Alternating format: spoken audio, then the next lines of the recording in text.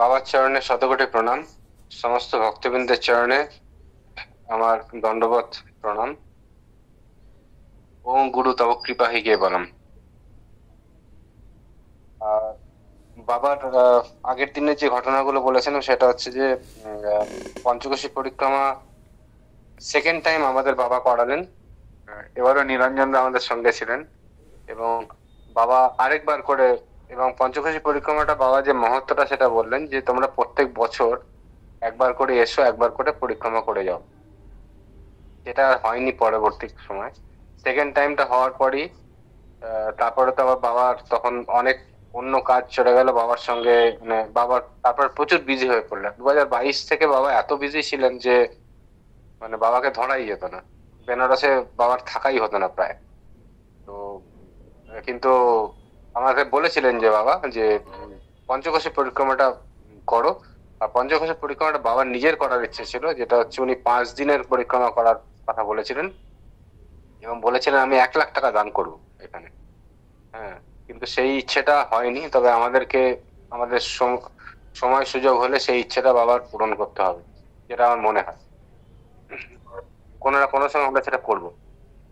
আর এরপরে পঞ্চকোশী পরিক্রমার আগের বারে যেটা করেছেন সেম বাবা সেইভাবেই করলেন, দানও করেছিলেন অনেক।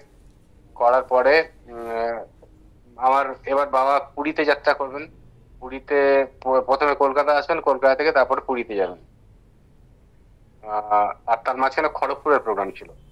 তো বাবাকে হঠাৎ করে মনে মনে হলো, এরকম কোনো প্ল্যান ছিল না, হঠাৎ করে আমরা বললাম যে বাবা আমরা তো পুরুলিয়াতে যাচ্ছি এখন, তো উম, আহ, আপনি কি একদিনের জন্য পুরুলিয়াতে প্ল্যান করতে পারেন? মানে খুব ভয় ভয় বলেছিলাম বাবাকে। বাবা বললেন আমি তো আসানসোল দিয়ে আসছি। আসানসোল থেকে পুরুলিয়া কত কিলোমিটার? বাবা ওখান থেকে 108 কিলোমিটার। কোনো ব্যাপার না, নো প্রবলেম, আমি আসবো। একদম ফটাক করে বললো তুমি সঞ্জয় বাবাকে বলো, সঞ্জয় বাবাকে একবার বলে দাও, কারণ উনি তো আমাকে নিয়ে যাচ্ছেন, তো ওনাকে একবার বল। আমি সঞ্জয়কে ফোন করলাম, সঞ্জয় ফোন করে সঞ্জয় বললো হ্যাঁ ঠিক আছে যাবো, কোনো অসুবিধা নেই। তো 108 কিলোমিটার ওখান থেকে। মানে বাবা আমি নিতে আসবো, আমি তো তখন তার আগে পুরুলিয়াতে চলে যাব, দিয়ে ওখান থেকে আপনাকে নিতে আসবো। বাবা বললেন ঠিক আছে আমি আসবো। খুব আনন্দ। তো পুরুলিয়াতে এসে সব পোস্টার টোস্টার বানানো হয়েছিল একদিনের জন্য। বাবা জাস্ট মানে সেই দিন সকালবেলা আসবেন, তার পরের দিন ভোরবেলা বেরিয়ে যাবেন, এরকম প্ল্যান। তো আমরা যতটা যেখানে যেখানে নয় খুব একটা বেশি না, 3টে মাত্র পোস্টার লাগিয়েছিলাম, আর বাকি ঘরের মধ্যে অ্যারেঞ্জমেন্ট করা হয়েছিল, লোকজনকে বলা হয়েছিল। তো যেদিন ইয়ের সময় হলো আমরা বাবাকে আনতে গেছি তার আগের দিন, বাবা কখন ঢুকছেন সেই অনুযায়ী। তো এবার বাবা বেনারস থেকে ঢুকছেন, বাবা প্রচুর ভক্ত নিয়ে ঢুকছিলেন। বেনারস থেকে অনেক ভক্ত ছিল আমাদের, আহ, আহ, অনেক অনেক ভক্ত ছিল বাবার সঙ্গে। তো বাবা ঢুকলেন গৌতমদার বাড়িতে, আর আমরাও পৌঁছে গিয়েছিলাম। এবার বাবা প্রথমে অত দূর থেকে জার্নি করার পরেও এসে সবাইকে একদম ব্যস্ত, সবাইকে বললেন এক্ষুনি খাবার দাও, খাবার রেডি আছে কিনা, সেবার জন্য ব্যবস্থা করো, ফটাফট করে সেবার জন্য সবাইকে ব্যবস্থা করো। বাবা নিজেই সেবা দিতে শুরু করলেন সবাইকে। সবাইকে সেবা দেওয়ার পরে বাকি যারা ছিল তারা কিছু লোক চলে গেল, আর কিছু লোক থাকলো, আমরা থেকে গেলাম। তো বাবা সেবা করার পরে নিজে সেবা করতে বসলেন। দিয়ে গৌতমদার বাড়ি থেকে পুরুলিয়াতে আহ আসতে আমরা সব বেরোলাম সকালবেলায়।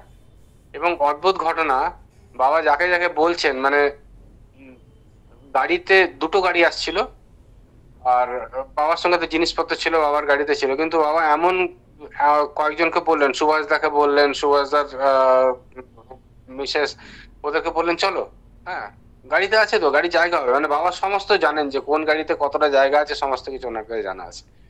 তো একদম খুব সুন্দরভাবে আমরা এতে করে সকালবেলা বেরোলাম। বেরিয়ে আহ পুরুলিয়াতে পৌঁছানোর পর সেখানে বাবার জন্য কীর্তনের ব্যবস্থা করা হয়েছিল। কীর্তন টিম এসে বাবাকে করলো, মানে প্রসেশন করে নিয়ে যাওয়া হলো। দিয়ে আচ্ছা, আমরা বাবার জন্য আলাদা প্যান্ডেল করেছিলাম। আর ঘরেও একখানা আমাদের হরি মঞ্চ আছে, তুলসী মঞ্চ আছে, তুলসী মঞ্চের ভেতরে ওখানে একটা বসার ব্যবস্থা করা হয়েছিল। তো বাবা বললেন, আমি বাবাকে বললাম, বাবা আপনি এই মন্দিরে বসবেন, আপনার বেস্ট সমস্ত স্টেজ স্টেজ করা আছে, সবকিছু করা আছে। বাবা কিন্তু স্টেজে গেলেন। ওপাশে দেখে আহ, জগন্নাথ বলরাম সুভদ্রার মন্দির আছে, মন্দিরকে প্রণাম করে ভেতরে চলে গেলেন, বললেন আমি এখানেই বসবো। এবার জায়গা মানে ওইখানে পেয়ে, আর সারা দিন মানে কোনখান থেকে লোক আসতে শুরু করলো, আমরা ভাবতেও পারিনি যে আমরা এতজন লোক হবে। মানে ওই একদিনে প্রায় 1000-এর উপর লোক এসছে। দুটো দরজা ছিল ঘরের, একটা দরজা দিয়ে ঢোকা, একটা দরজা দিয়ে বেরোনো।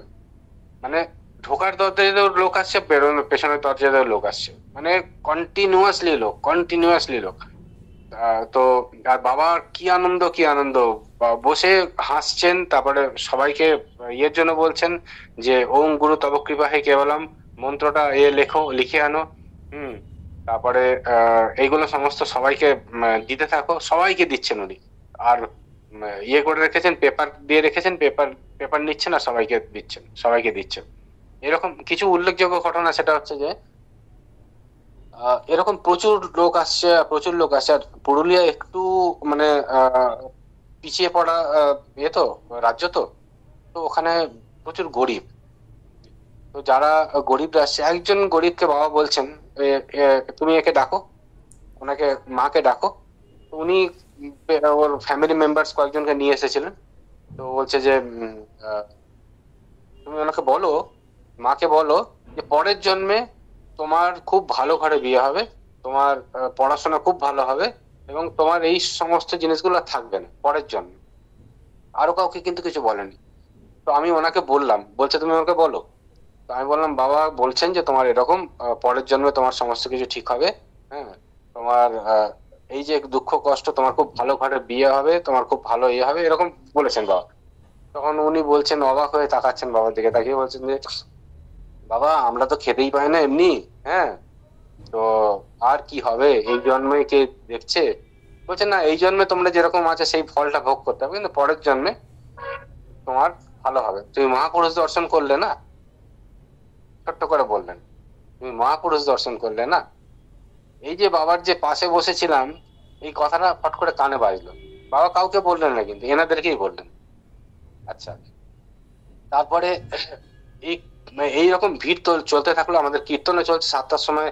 আমরা সন্ধ্যেবেলা কীর্তনের ব্যবস্থা করা হয়েছিল, বাবা খুব কীর্তনটা শুনলেন। শোনার পর আমাকে বলছেন আসতে করে, এবার আমি যাই। হ্যাঁ হ্যাঁ বাবু, 7টা বেজে গেছে তখন। বলছে আমি যাই। বাবা তো স্নান টান করে সেবা নেবেন। আমি বললাম, বাবা চলুন। আস্তে আস্তে করে ভিড়টা কমতে শুরু করলো। আচ্ছা, অদ্ভুত জিনিস, আমরা বাবার যেখানে থাকার ব্যবস্থা করেছিলাম, মানে একটা ঘর পেরিয়ে, আরেকটা ঘরে বারান্দা পেরিয়ে বাবার ঘর, মানে দুটো ঘর। আর তারপরে হচ্ছে উঠোন, মানে উঠোনের পরে হচ্ছে রান্নাঘর, রান্নাঘরের দুটো দরজা, দুটো দরজার পর বারান্দা, বারান্দার পর আরেকটা দরজা, সেখানে হচ্ছে ঘর, বাবার ঘর। বাবা সেবা টেবা করে শয়নে গেলেন। 9টার দিকে বাবা শয়নে চলে গেছেন, তখন 9টার দিকে প্রায় 11 জন মতো লোক তারা এসছে। নভেম্বর মাস, তো ঠান্ডা একটু পড়েছে। আর অনেকে কাপড় জড়ানো আছে মুখে, মানে কাপড় মানে সাদা ইয়ে ইয়ে জড়িয়ে এসছে, মাফলার জড়িয়ে এসছে। বলছে আমরা বাবার সঙ্গে দেখা করবো। বলছে বাবা তো শয়নে চলে গেছেন, কি করে আমরা ইয়ে করি? হ্যাঁ, বাবাকে তো এখন ডাকা যাবে না, মামনি দিয়ে আছেন বাবার সঙ্গে, আমরা এখন কোথায় ডাকবো? তো তারা কিন্তু নাছোড়বান্দা, না আমাকে বাবার সঙ্গে দেখা করে যেতে হবে। আমি বললাম, তুমি একটা কাজ করো, আমরা পরের দিন তো বাবা আছেন, তোমরা ভোরবেলা চলে এসো, ভোরবেলা বাবার সঙ্গে দেখা করে যাও। বলছে আমরা অনেক দূর থেকে আসছি, নামপাড়া থেকে আসছি, অনেক দূর। হ্যাঁ, ওখান থেকে ভোরবেলা আসতে পারবো না, বাবার সঙ্গে দেখা করতেই হবে। 11 জন বসে আছে, তো আমরা যারা ছিলাম, আমরা বললাম, না বাবার সঙ্গে এখন আর দেখা হবে না, বাবা শয়নে চলে গেছেন, আপনারা কালকে সকালেই দেখা করতে হবে। ওনারা তো নাছোড়বান্দা বসে আছেন। আমরাও তখন মানে প্রচুর সারাদিন খাটাখাটনি গেছে, সবাই যে যার ঘরে শুয়ে পড়েছে। কিছু জন বসেছিল আমাদের, মানে শালারা কয়েকজন বসেছিল, তারা সব গল্প করছিল। হঠাৎ দেখলাম, তারা যে বলছে যে হঠাৎ দেখা গেল যে বাবা দুটো দরজা, মানে নিজের ঘরের দরজা খুলেছেন, তারপরে আহ রান্নাঘরের দরজা খুলেছেন, পুরো একা হেঁটে যেখানে ডায়াসে বসছেন, যেখানে এই বাবার যে বেদিটা বানানো হয়েছিল ওই বেদির ওপর বাবা এসে বসলেন। যারা প্রণাম করতে এসেছিল তারা প্রণাম করে বাবার সঙ্গে দর্শন করে বাবাকে প্রণাম করে তারা গেল। বাবা বললো হয়েছে, ওরা বললো হ্যাঁ। দিয়ে ওরা ভেতরে বাবাও আবার শুতে শয়নে চলে গেলেন আর এরাও কিন্তু ভেতরে চলে গেল। আচ্ছা, বাবার কাছে ঘরটা অচেনা, কোন ঘরের দরজা কিরম ভাবে খুলতে হয়, আর অতগুলো ঘর পেরোনোর পরে বাবা কি করে বাইরে এলেন, কি করে বুঝতে পারলেন, এগুলো আমাদের কাছে এখনো ধোঁয়াশা। হম বাবাকে এটা জিজ্ঞেস করা হয়নি, কিন্তু বাবা যে ভক্ত যখন দর্শন করতে আসেন বাবা কিরম ভাবে দর্শন দেন সেটা বোঝা গেল। আচ্ছা, আরেকখানা যে অদ্ভুত ঘটনা সেটা হচ্ছে এই যে 11 জন মতো লোক এসেছিল তাদের মধ্যে 4-5 জনকে আমরা চিনতে পেরেছি, বাকিদেরকে কিন্তু চিনতে পারিনি। মানে গ্রামের লোকেদের কি হয়, গ্রামের লোকেরা বাড়ি বাড়ি চেনে, যে এই বাড়ি থেকে এই লোকটা, এই বাড়ি থেকে এই লোকটা, কিন্তু বাকি লোকদেরকে চেনা যায়নি। মানে আজ পর্যন্ত আইডেন্টিফাই করা যায়নি যে তারা কারা। তো প্রশ্নটা হচ্ছে যে মানে এরা কারা, বাবার সঙ্গে কি বেশে কিরম ভাবে দেখা করতে আসে, আর বাবার সঙ্গে এদের কানেকশনটা কি। হুম তো এই যে কানেকশন এগুলো আমরা আমাদের এই চোখে বুঝতে পারি না, কিন্তু বাবা তো মহাপুরুষ, উনি সব জানেন, উনি সব লীলা করেন আর কি। কোন বেশে কাকে কিরম ভাবে দর্শন দেবেন সেটা বাবাই জানেন। আর এরকম হলো, তার পরের দিন ভোরবেলায় 5:30টার সময় আমাদের প্রায় 29 জনকে বাবা দীক্ষা দিলেন। হম দীক্ষা দেওয়ার পরে বাবা বেরোলেন এবং খুব খুশি হয়ে বেরোলেন। পরে বাবা বলেছিলেন যে আমরা তোমার এখানে আরো মানে পুরুলিয়াতে আসবো আর 3 দিন 3 রাত্রি থাকবো, কিন্তু সেটা আর হয়ে ওঠেনি।